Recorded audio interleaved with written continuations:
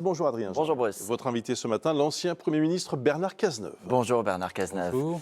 Au 10e jour de la guerre au Moyen-Orient, le chef de l'État français Emmanuel Macron se rend à Chypre aujourd'hui, pays membre de l'Union européenne, touché, visé par plusieurs tirs de drones et de missiles ces derniers jours et aux abords duquel le porte-avions Charles de Gaulle doit se déployer. Est-ce que de votre point de vue, c'est un déplacement utile ? Oui, c'est un déplacement utile. Et d'ailleurs, depuis le début de ce conflit, les positions prises par le président de la République, les initiatives annoncées, la volonté à la fois d'assurer la protection de nos ressortissants, près de 400 000 dans la région, d'honorer nos accords de coopération et de défense, d'assurer la protection de nos alliés et de nos partenaires au sein de l'Union européenne, relève d'une politique qui est la politique traditionnelle de la France et qui conditionne le maintien sur le plan diplomatique de son rang. Il y a eu plusieurs annonces du chef de l'État ces derniers jours. Je faisais allusion au Charles de Gaulle à l'instant, un navire, la frégate Languedoc également, qui arrive sur zone, des avions Rafale, toujours au nom d'une posture défensive, dit la diplomatie française. C'est nécessaire, mais est-ce que c'est suffisant de votre point de vue ? D'abord, je crois que nous avons eu raison de rappeler un certain nombre de principes au moment où ce conflit a été engagé, par la voix du chef de l'État, mais également par la voix d'un très grand nombre de responsables politiques français.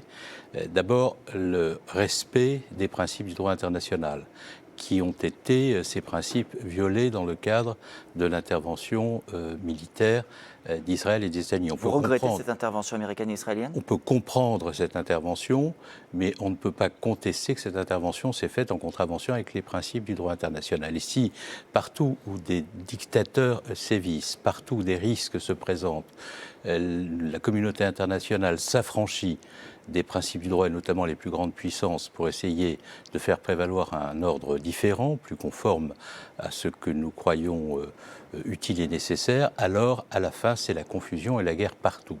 Donc, il faut rappeler ces principes, il faut ensuite rappeler la nécessité, dès lors que le conflit est engagé, d'en maîtriser les conséquences, et les propos qui ont été tenus par le chef de l'État sur la nécessité d'éviter une escalade et d'engager par l'action diplomatique la désescalade sont des propos de responsabilité. Mais on le dit, mais qu'est-ce qu'on peut faire ? Parce qu'on a l'impression que la France, malheureusement, est réduite à une position de spectateur, comme beaucoup de pays d'ailleurs, parce que les Américains, les Israéliens n'en font qu'à leur tête d'un côté et les Iraniens de l'autre. Non, mais d'abord, la France n'est pas réduite à une position de spectateur, puisqu'elle agit. Elle agit dans le cadre des moyens qui sont les siens, elle agit aussi dans le cadre de la politique qu'elle a elle-même définie. Et si l'on regarde les événements qui sont produits maintenant depuis une semaine, nous assurons le respect des accords de défense et de coopération militaire qui nous unissent aux pays de la région, notamment par le déploiement de moyens anti-aériens pour éviter que les missiles ne frappent les pays avec lesquels nous lient ces accords de défense. Nous le faisons par la présence de moyens maritimes, les frégates multimissions. Vous avez parlé tout à l'heure de Languedoc à Chypre, mais nous avons également des frégates multimissions qui sont présentes en mer Rouge pour assurer la sécurité. On ne doit pas aller au-delà, maritime. Bernard Cazeneuve, pour être sûr de bien comprendre. Vous dites ce que l'on fait est juste, mais on ne doit pas aller au-delà. Par exemple, les Israéliens ont clairement affiché leur objectif de renverser le régime iranien. Vous dites que c'est une question dont on doit se tenir absolument éloigné. On n'est pas concerné par le régime iranien. Je ne dis pas que c'est une question dont on doit se tenir éloigné. Je dis que ce que nous devons faire dans la région, compte tenu du contexte que nous n'avons pas créé, doit consister d'une part à assurer la protection de nos ressortissants. Deuxièmement, nous devons respecter les accords de coopération et de défense que nous avons signés pour que nos partenaires dans le Golfe soient garantis que la parole de la France sera tenue au moment où ils sont attaqués, et attaqués notamment par l'Iran.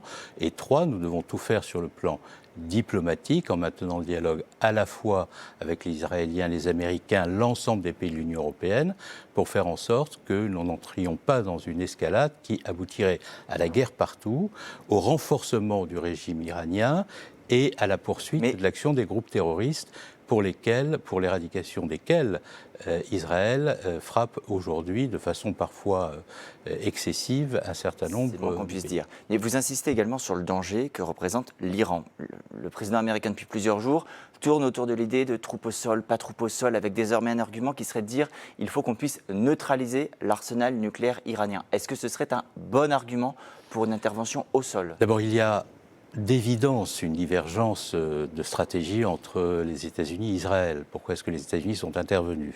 Ils sont intervenus, disent-ils, et je crois pour le coup que c'était vraiment l'objectif qu'ils poursuivaient, pour faire en sorte que le programme de prolifération nucléaire iranien cesse, que le programme de missiles soit arrêté et que l'aide apportée par l'Iran aux groupes terroristes qui sèment la guerre partout dans la région et depuis longtemps s'arrête également. C'est d'ailleurs curieux de voir les États-Unis se fixer de tels objectifs, alors même qu'ils avaient remis en cause le traité sur le nucléaire iranien qui avait été négocié par l'administration américaine elle-même avec le concours de l'ensemble de la communauté internationale, traité remis en cause unilatéralement par Donald Trump, alors même qu'il permettait le contrôle des actions de prolifération conduites par les Iraniens sous l'autorité de l'AIEA. Ce sont les Américains qui ont remis en cause de façon unilatérale et brutale cet accord qui avait été négocié de haute lutte et qui aurait permis de maintenir une pression sur les Iraniens.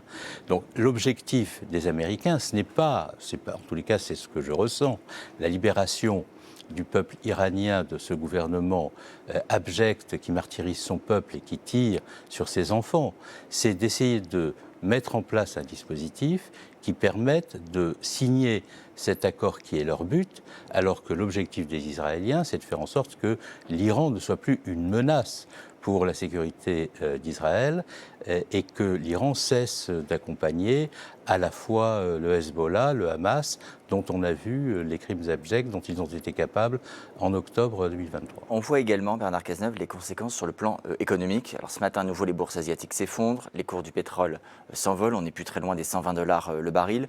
Hier, le Premier ministre français a annoncé des contrôles dans certaines stations-service, 500 contrôles. Si vous étiez au pouvoir aujourd'hui, qu'est-ce que vous feriez face à cette hausse des prix à la pompe? Qu'est-ce que l'on peut faire réellement, s'il y a quelque chose à faire? Bon, d'abord, nous avons des réserves.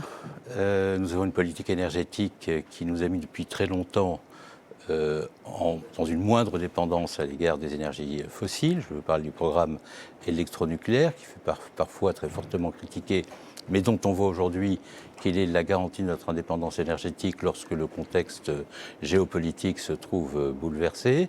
Et puis par ailleurs, nous avons des moyens d'assurer le contrôle des distributeurs, de sorte que la situation géopolitique très volatile et très difficile à laquelle on est confronté ne soit pas une occasion pour certains acteurs économiques de spéculation. Et vous pensez à quoi? Jean-Luc Mélenchon dit qu'il faut bloquer les prix, Marine Le Pen dit qu'il faut baisser la TVA. Vous dites oui, mais vous aurez toujours des démagogues pour spéculer sur la situation géopolitique et proposer des solutions qui, sur le plan budgétaire, sur le plan technique, sont irresponsables. Nous avons des stocks, nous avons une politique énergétique qui nous met dans une moindre dépendance à l'égard du pétrole, nous avons une volonté du gouvernement de faire en sorte que par la multiplication des contrôles, on évite que certains distributeurs ne profitent de la situation pour faire payer le consommateur. Je pense que pour l'instant, et compte tenu du point où nous en sommes, cette stratégie gouvernementale me paraît sage. Merci beaucoup Bernard Cazeneuve, merci Adrien Jean.